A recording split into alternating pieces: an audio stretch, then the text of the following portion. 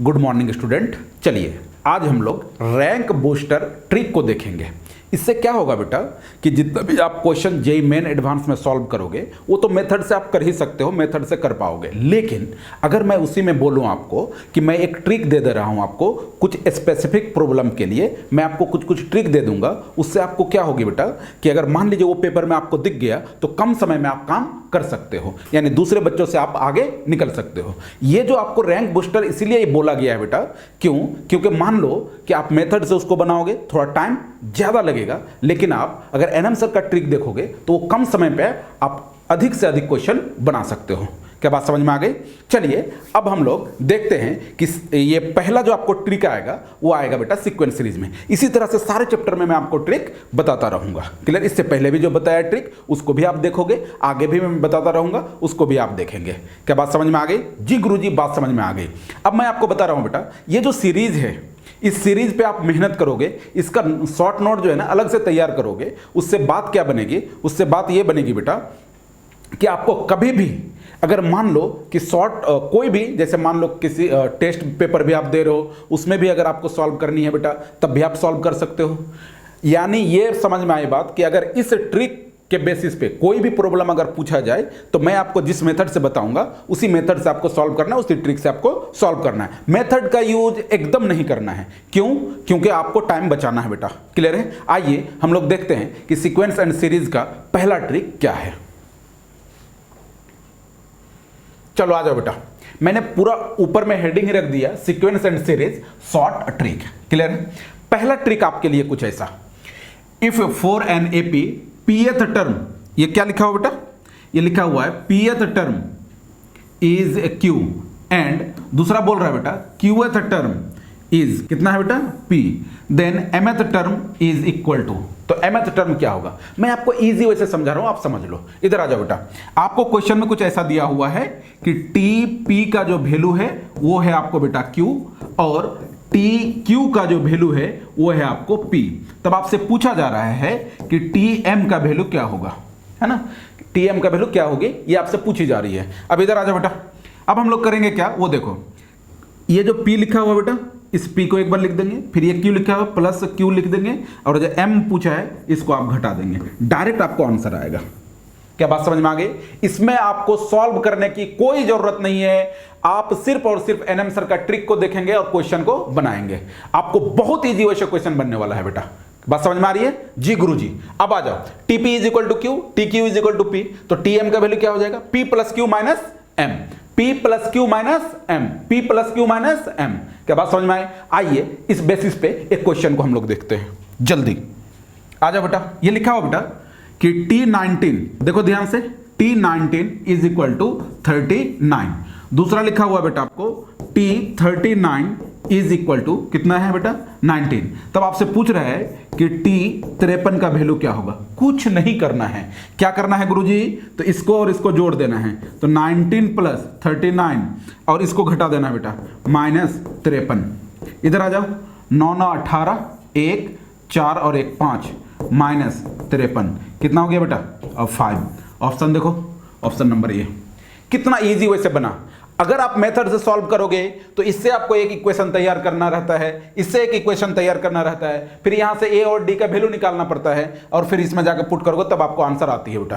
Clear है? लेकिन अगर आप शॉर्ट ट्रिक आपको पता होगा, बहुत इजी वैसे बहुत कम समय में आप आंसर को दे सकते हो। क्या बात समझ में आ गई? क्लियर है? इसी तरह का ट्रिक मैं आपको दूंगा बेटा सारे चैप्टर में, कोई एक चैप्टर में नहीं कि गुरुजी सिर्फ एक ही चैप्टर में आप दोगे, ऐसा नहीं, मैं आपको सारे चैप्टर में दूंगा ट्रिक। इससे पहले भी आपने जो देखा है क्वाड्रेटिक इक्वेशन में कितना अच्छा ट्रिक मैंने दिया, उसके बाद आपने बायनोमियल थ्योरम में देखा कितना अच्छा ट्रिक दिया, उसी तरह से सीक्वेंस सीरीज में भी हम लोग ट्रिक देंगे आगे जो भी चैप्टर आप पढ़ेंगे सब में। यानी ये सीरीज बन गया कि रैंक बूस्टर सीरीज है ये, है ना? आपका रैंक को ये बूस्ट करेगा अगर ये सब ट्रिक आप याद रखोगे तो। बात समझ में आ गई? चलिए आइए अब हम लोग नेक्स्ट ट्रिक को देखते हैं। नेक्स्ट ट्रिक कुछ ऐसा है आपको बेटा, ट्रिक नंबर 2 क्या है? अगर m times of mth term of N AP is equal to n times of nth term, then it's m plus nth term is 0।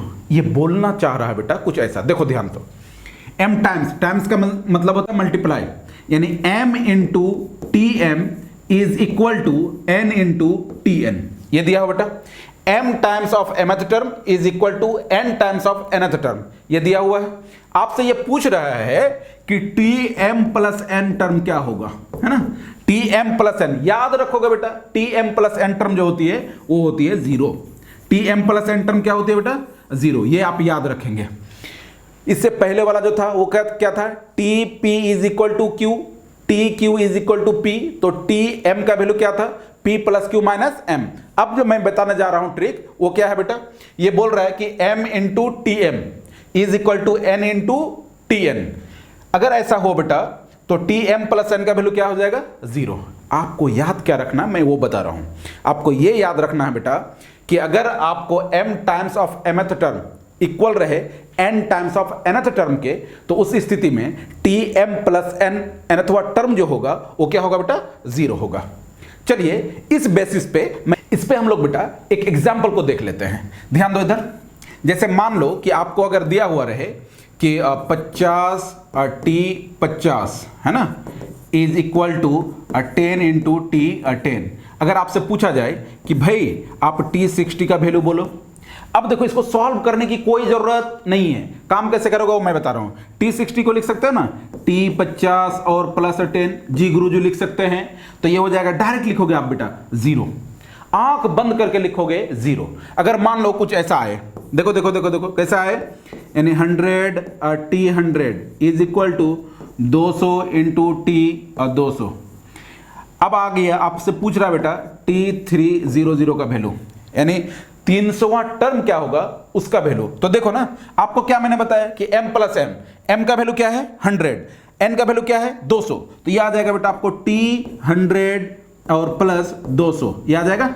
इसको लिख सकते हैं, जी गुरुजी लिख सकते हैं। तो डायरेक्ट वैल्यू लिखेंगे क्या, 0। क्या बात समझ में आ गई, क्लियर है मेरे बच्चों। अब आइए हम लोग इसी बेसिस पे जेई का प्रॉब्लम को सॉल्व करते हैं। अच्छा गुरुजी जेई का प्रॉब्लम, हाँ बेटा जेई का प्रॉब्लम आप देखोगे आपको बहुत खुशी महसूस होगी कि कितना इजी वे से हम लोग का क्वेश्चन बन रहा है। क्या बात समझ में आ गई। चलिए आइए, जेई मेन 2012 का पूछा हुआ क्वेश्चन है। अब इधर आ जाओ बेटा, देखो कितना इजी वे से आप बना पाओगे इसको। ये बोल रहा है कि 100 टाइम्स द 100th टर्म, मतलब क्या हुआ गुरुजी इसका, यानी T 100 into T 100 is equal to, आगे बोल रहा है बेटा 50 टाइम्स ऑफ 50th टर्म, मतलब क्या हुआ इसका बेटा 50 इंटू टी 50। आपसे पूछ रहा है कि 150वां जो टर्म होगा, 150वां जो टर्म होगा वो क्या होगा। एकदम खुशी खुशी बताना है। 100वां टर्म कितना होगा, तो इसको हम लोग लिखेंगे ना बेटा, इसको क्या लिखेंगे 100 और प्लस 50। अब डायरेक्ट बोलो 0, ऑप्शन बोलिए, ऑप्शन नंबर डी। देखा आपने कितना इजी। वैसे मैं आपको बता रहा हूं, अगर आप एनएम सर के ट्रिक को याद रखेंगे तो मैं आपको बता रहा हूं ना, चुटकियों में आप प्रॉब्लम को सॉल्व करेंगे।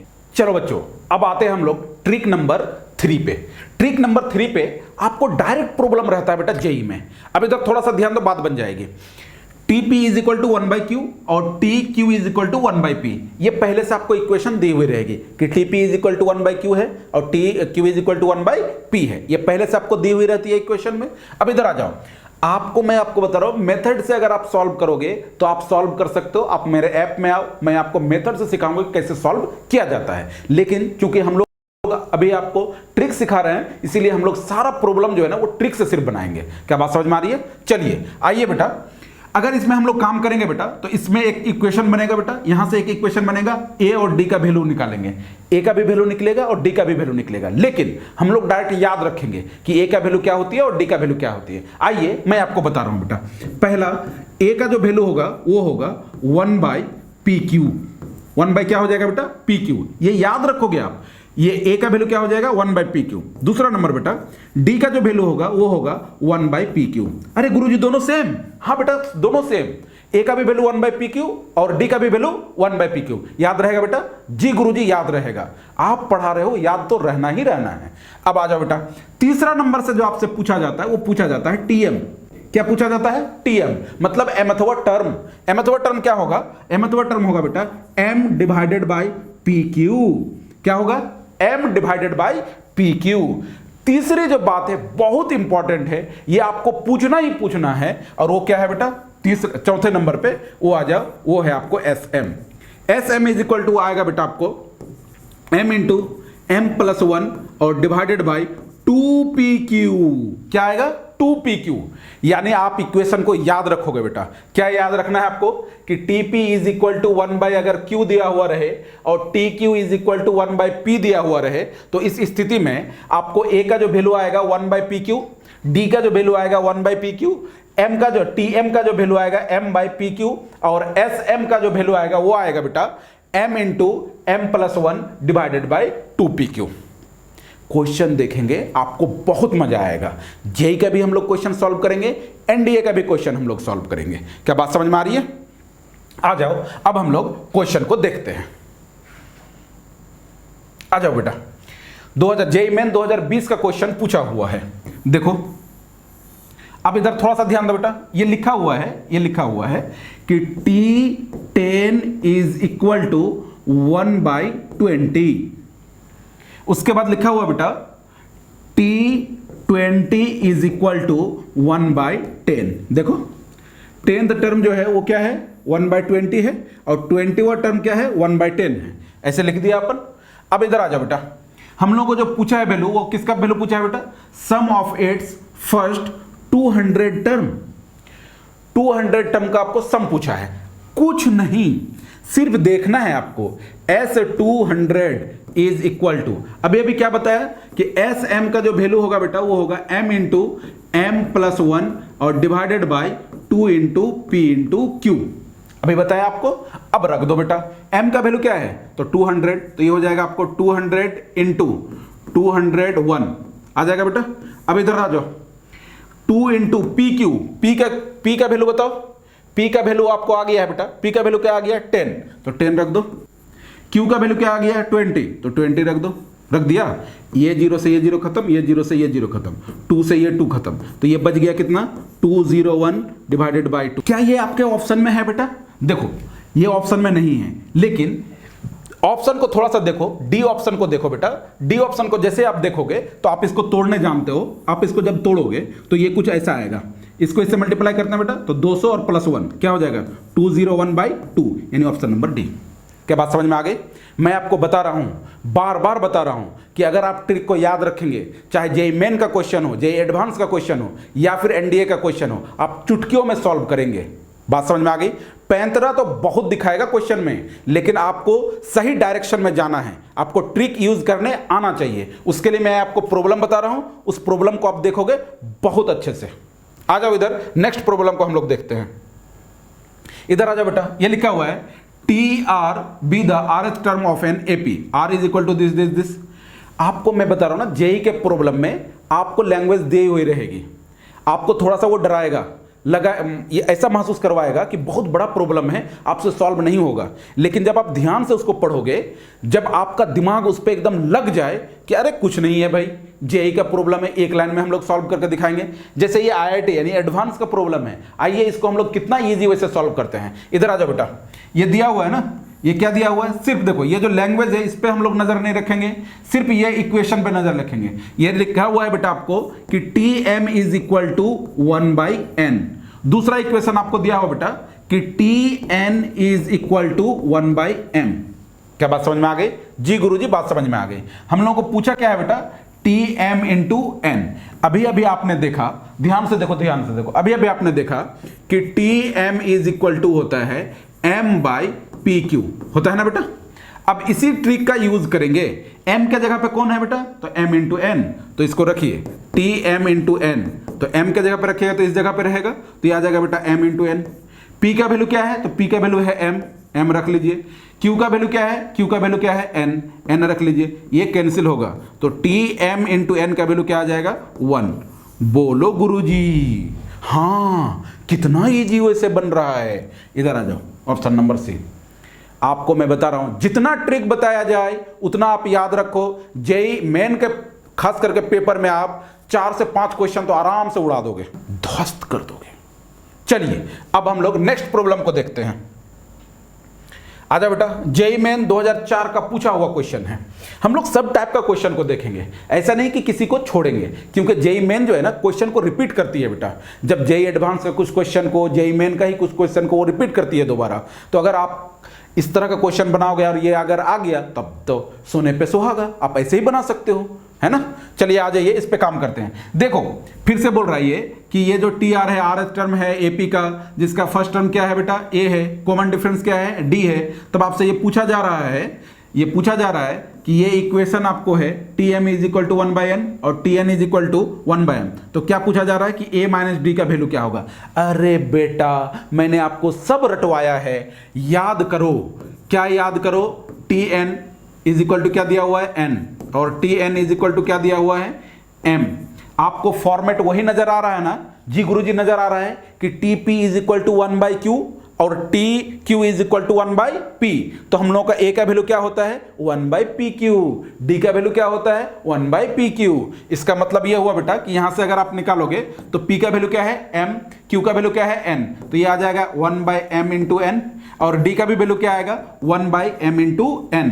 क्योंकि आप देखो, याद करो कि अगर tp is equal to 1/q, T Q is equal to 1/p, तो a का वैल्यू हो जाता है बेटा 1/pq, d का वैल्यू हो जाता है 1/pq। क्योंकि यहां पे p के जगह पे क्या है, m है, और q के जगह पे क्या है, n है। क्या बात समझ में आ गई। ट्रिक वही लगेगा, सिर्फ आपको अंतर m और n में है। अब आपसे पूछा गया है बेटा कि a माइनस डी का वैल्यू क्या होगा, बताओ। mn minus 1/m into n, ये कैंसिल हुआ बेटा, वैल्यू आ गया आपको 0। Option number C. देख रहे हो कितना इजी वैसे बन रहा है। मैं आपको बता रहा हूं, आप सिर्फ और सिर्फ ट्रिक याद रखोगे, आप लगभग प्रॉब्लम जो ट्रिक से आएगा बेटा आप उसको ध्वस्त कर सकते हो। लेकिन ट्रिक याद रखना है। कैसे याद रखेंगे, ट्रिक का अलग से शॉर्ट नोट बनाएंगे। प्रत्येक चैप्टर में जो ट्रिक दिया जाए उसका अलग से आप शॉर्ट नोट बनाओगे, और शॉर्ट नोट को आप सप्ताह में एक बार कम से कम देखोगे। जितने चैप्टर का आपके पास शॉर्ट नोट हो ट्रिक का, सबको सप्ताह में, संडे में बैठ के क्या करोगे, यही सब तो करेंगे हम लोग। क्या जेईई मेन का क्वेश्चन देखेंगे, ट्रिक देखेंगे, फॉर्मूला देखेंगे, यही सब काम है बेटा आपको संडे को। चलिए अब हम लोग नेक्स्ट ट्रिक को देखते हैं। ट्रिक नंबर 4 लाजवाब ट्रिक है बेटा, है ना। आप इसको मेथड से भी बना सकते हो, कोई दिक्कत नहीं है, लेकिन आप ट्रिक देखोगे तो आप बोलोगे वाह क्या बात है। चलिए सबसे पहले ट्रिक नंबर 4 में हम लोग एग्जाम्पल को देख लेते हैं। एग्जाम्पल अगर आप देखोगे बेटा तो इधर देखो, आपको पहले ही कोई ना कोई टर्म आपको 0 दिया हुआ रहेगा। जैसे यहां पे एग्जाम्पल में आपको दिया हुआ है कि t20 इज इक्वल टू 0। तब आपसे पूछा है कि t31 और t42 का रेशियो क्या है। मतलब क्या हुआ कि 41वां टर्म यानी 31वां टर्म और 42वां टर्म का जो रेशियो होगा वो क्या होगा। अब इधर देखो बेटा, आंख बंद करो और देखो कि ये 20 और 31 का अंतर क्या है, यानी 20 और 31 में कितना अंतर है, कितना डिफरेंस है। तो इधर आ जाओ, इसमें और इसमें जो डिफरेंस आएगा बेटा वो कितना आएगा, 11 का लिख देंगे। इसमें और इसमें का कितना का डिफरेंस है बेटा, 20 और 42 में, तो ये आएगा बेटा 2 का 22 का। यहां से इसको आप कैंसिल करेंगे तो ये आ जाएगा 1/2, यानी ये जो रेशियो अगर पूछा हुआ रहेगा क्वेश्चन में तो 1:2 रेशियो। कितना इजी, आपको सॉल्व करने की भी जरूरत नहीं है। बस आ जाओ इधर। अगर आपको t8 इज इक्वल टू 0, मतलब क्या हुआ बेटा, t8 इज इक्वल टू 0 का मतलब कि 8वां टर्म आपको 0 दी हुई है।